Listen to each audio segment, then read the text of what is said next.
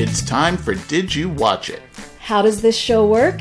We watch what we like, we talk about what we watch, and maybe you'll like what you hear. I'm Liz. And I'm Neil. Last night we watched episode 6 of The Bachelor, season 19. The show aired on Monday, February 9th, 2015. Here's what we thought about it.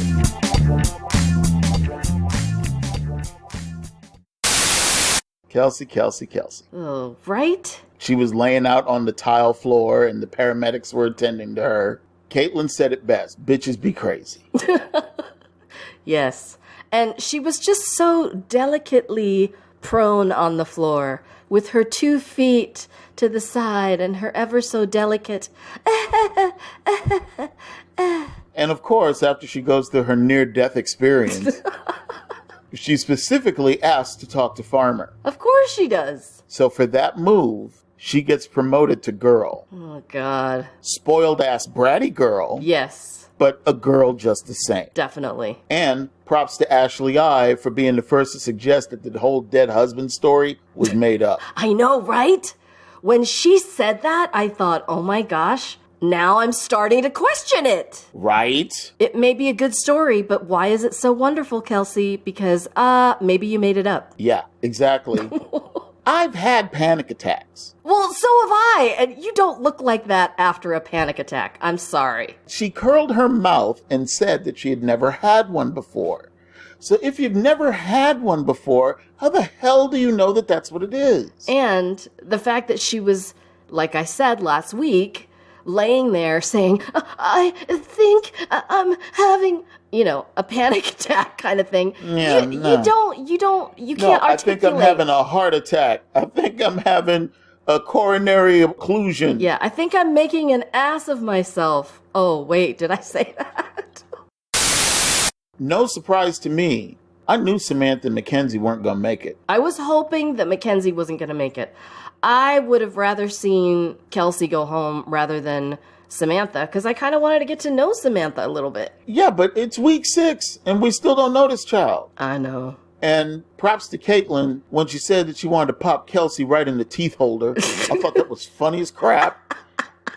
I don't know how that girl seriously got away unscathed without anybody really calling her on the carpet for what happened. Yeah. There was so much conjecture.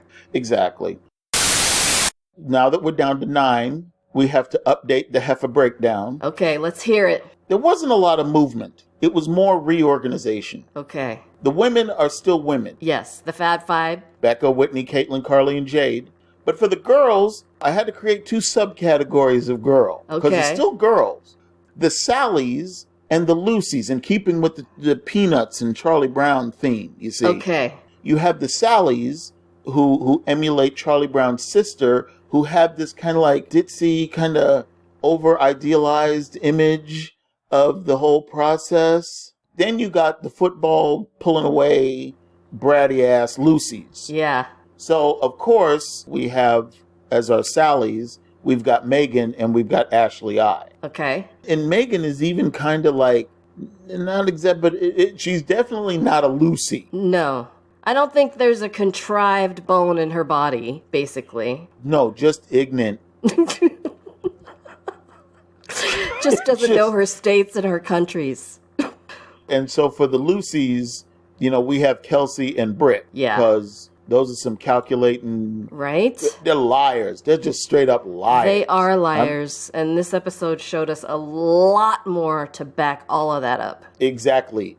Hygiene issues aside. After the rose ceremony, the crew manages to make their way to Deadwood, South Dakota. Because why not? Why Deadwood? Rapid City I could understand, but Deadwood? Had you even heard of Deadwood? Me either. Not a city. Okay. So we go to the first one-on-one, or actually we go to the only one-on-one this week. Becca. Yes. Is selected, and the date card says, let's give love a shot. Your feelings on this date?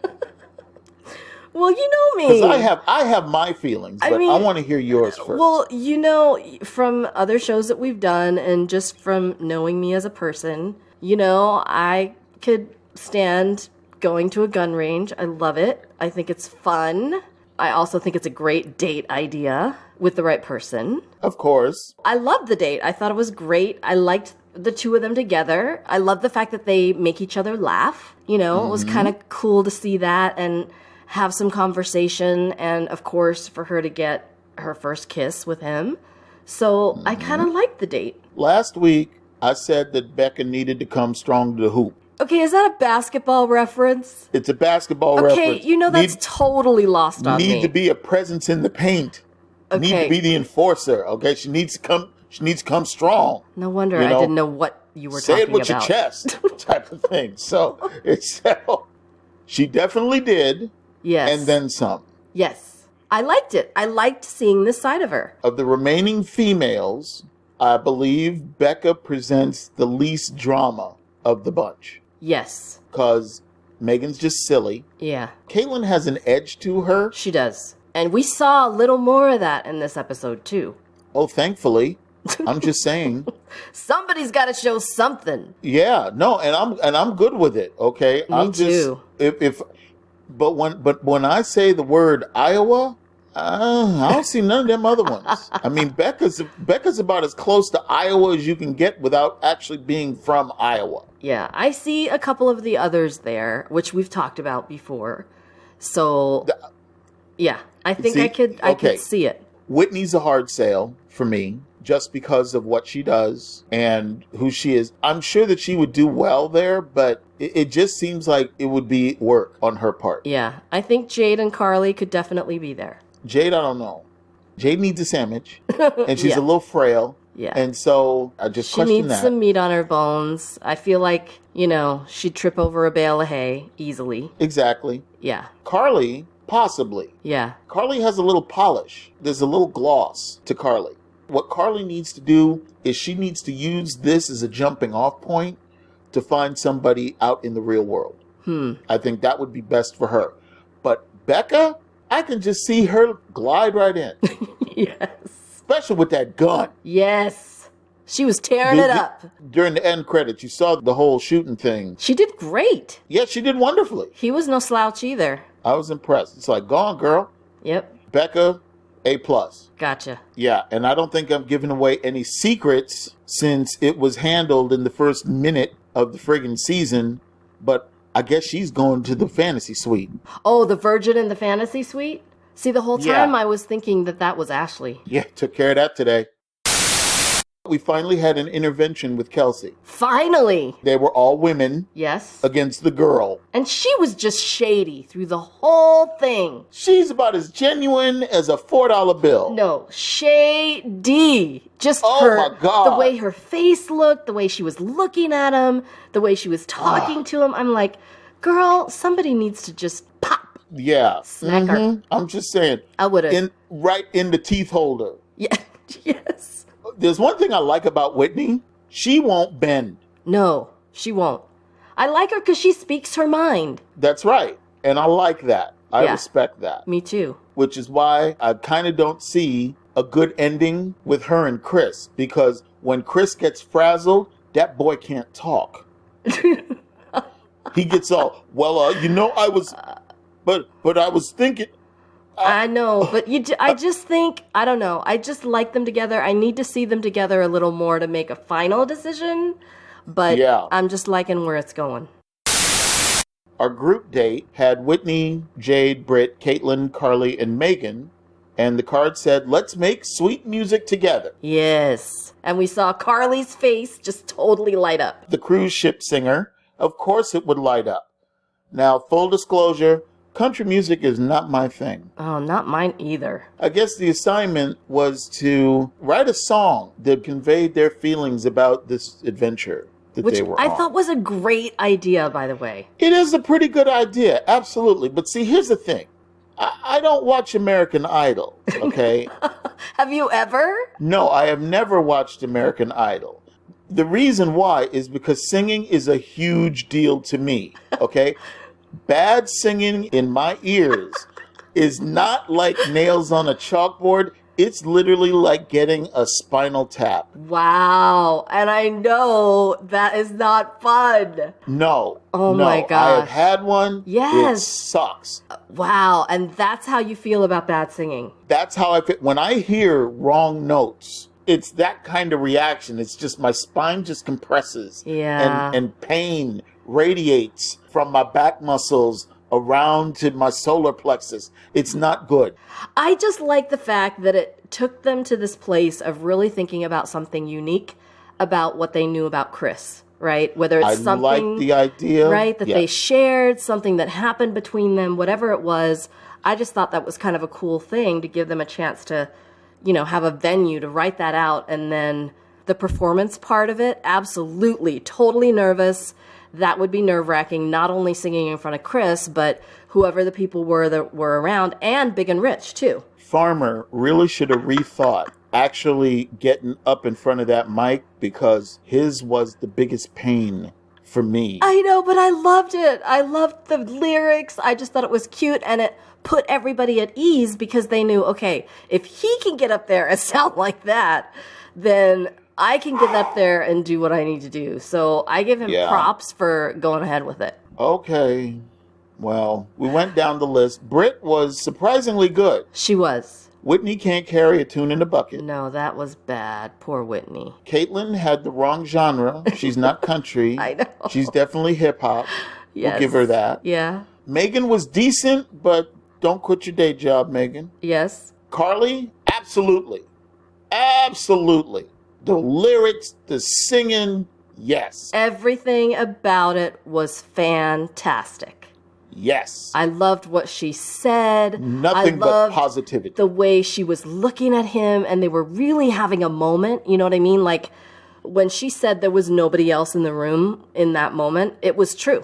Because you could see their eyes locking, and just the way he was looking at her, it was an awesome moment. And I am so glad I got to see that. It was really cool. Well, it's like I want them to have their private time. But I mean, even Caitlin said that it's like watching them made her love for them. And that's how it made you feel. And that's good.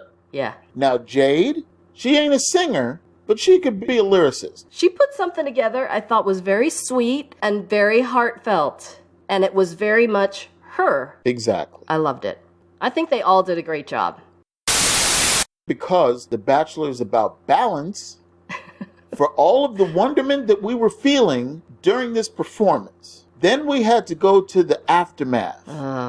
This was not good. Not cool at all. Not cool. Even I say it's not cool. Where's the rose? I don't see the rose. Here's Farmer taking Britt across the street down the road. In the middle of the after party, which is crazy. I mean, you can steal away to have a little one-on-one time, but to leave and go to another location with all the other girls sitting there, I'm sorry, that was incredibly rude. Snuck away to the Big and Rich concert. Yes. Britt gets the rose in front of a live audience. Oh my gosh, get pulled up on stage. They hug Big and Rich. Here comes Farmer and Britt coming back to the hotel lobby or wherever they were. Wherever they were. They were probably at a restaurant, some restaurant there. And Britt's got the rose in her hand. Now, I got a question for you, Liz. Okay, lay it on me. Just how stupid did Farmer sound when he was saying that the fact that he gave Britt the rose in private takes absolutely nothing away from how awesome the day was with everybody else? It was bad, and I just feel like he should have figured out ahead of time what kind of thing he was going to say if that's what he planned to do. Because obviously, the fact that there was no rose at the location, that was planned. They probably said to him, pick whoever you want and take them off to go to the concert and give him the rose there. That's probably what they said. And he didn't know who he was going to pick until he got there and decided it was going to be Britt. So he should have been figuring out that whole time, what the heck am I going to say to these girls? Because he knew he was gone for more than 5 minutes. I'm sorry. So we do agree that the producers orchestrated this rose delivery I agree. mechanism. I hate it, but I agree. All right. Very good. Once again, I feel sorry for the boy. because these producers are jacking him around, man. Well, and tomorrow when he's got to face the music, it's not going to be good. And I have a feeling that there are a few girls that are going to say a few things. And I'm kind of glad. Oh, okay. You know, because if you're going to do that, you've got to explain, you know, I'm sorry I did that. Or say something. But don't try to pass it off like it's no big deal, because it's a huge deal.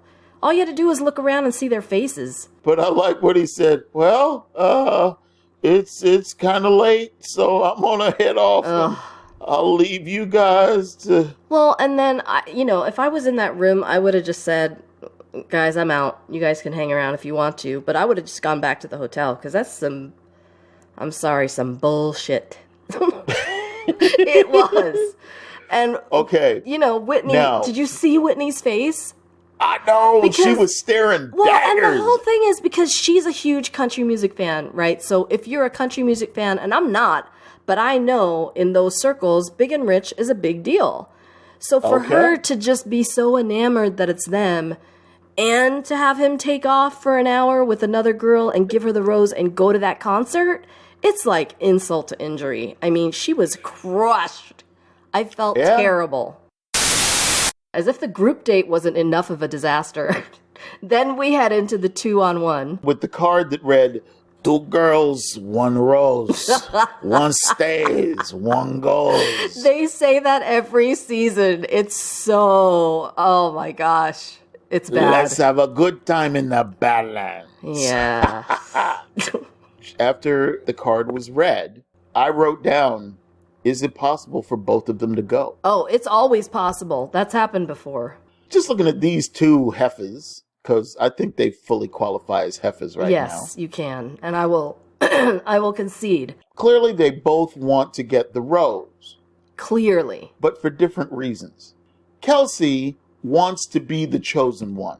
I don't think that she's spending any time or energy looking at what kind of life they'll have together in Iowa, because I don't think it matters to her just as long as she wins. Yeah, and I don't like that at all. It's almost like she's trying to cash in on the karma, as if being chosen by Chris over 29 other heifers on national television will balance out the loss that she experienced when her husband died. It's just wrong, all of it. It's wrong. It's her absolutely whole way wrong. of thinking. Ashley I just wants to beat Kelsie. Ashley I just wants to be with Chris. If she gets chosen by Chris, in her mind, that will validate her and make her feel like she's worthy of being loved and being attractive and the ability to basically get the man. It will, but I think she just wants to be with him. I just want to see them have a conversation for more than 2 sentences. Without her crying. Without her... Now, as a crier myself, I will defend the criers. There are times that it's difficult. But you cry like that? Well, no, I don't. But you're in you're in the midst of a situation. She's young, right? She's never been in this kind of thing before. She's got all this pressure on her, and now she feels like someone is lying about her. So she's going to just lose it because she doesn't know how to control it or internalize it or deal with it. Yeah. You know what? If this was the only time during the season that I saw Ashley I cry, I would buy that explanation. But damn it, before every rose ceremony, I know, every break, every time that she is not with Farmer, she's crying about something. And here's the thing. Someone. Alcohol and immaturity equals crying. Yeah, I guess so. And hugging. I guess so. And lots of I love yous. I didn't realize Ashley I has a master's degree from Syracuse University. Oh my gosh, right? When that was said, I thought to myself, what? She has a master's degree? Believe me, I hit pause and then I hit Google because I wanted to find out exactly what the situation was here. I couldn't believe it. So that kind of throws out the whole bonus point heifer thing. Yeah, but I loved her little speech with Kelsie when she was saying, "Oh, you think you're so smart? I've got a master's degree too." You just went to the University of Texas at Austin. Bitch, I'm from Syracuse. Orange! I know. Just because you used big words doesn't mean you're smarter than me. It's not that having the master's degree would have helped her on the heifer breakdown if I had known it from day one. No, because it's the behavior and who you are and what you do. Yeah, she pretty much cried away all of her advantage. Yes, exactly. You know, and it definitely didn't help her with Chris. Why did you tell me what I said? Oh my God. And Chris, did you see Chris's face? He's like... It's like, what the hell did you expect him to do? I just didn't... oh my God. It was so terrible to see him squirm. I felt so bad for him. Through this whole thing, just watching Kelsie's manipulation and pulling out all the stops when she was talking to Chris, milking that for all it was worth, and then coming back and totally trying to intimidate Ashley with her glary stares or whatever that is that she was trying to do till she looked at her. I know what you did. Yeah. I know what you did. And the face, I just was like, if looks could kill, if you look that up in the dictionary, Kelsie's face would have been the picture that you saw. Absolutely. Because that was a killer look. I give Ashley partial credit because she really tried to do the Claire from last season when she was standing next to Nikki at the end. Because Claire was a soldier. She was looking straight ahead. She did not turn. She did not waver. She didn't cast a glance. I know what you mean now. Yeah. But Ashley couldn't make it. She just had to look. Well, she felt it, and all it took was just that one half of a glance, and Kelsie just, bam, let her have it. Leaped on it. And then Chris basically said, I just don't think that this will be good for you. Yeah. And it's like, yeah. She reminded me, those action movies where one of the main characters gets shot, right? Yeah. Just before he or she dies, they basically take the gun and they unload their clip. And they take out enough of the bad guys so that the bus full of children can cross the bridge safely into freedom. Oh my gosh. She stood up there like, Kelsie's a fake. Oh. You think Britt will be happy in Iowa? You gave Ashley S a second chance. Oh my gosh. I tried to help you.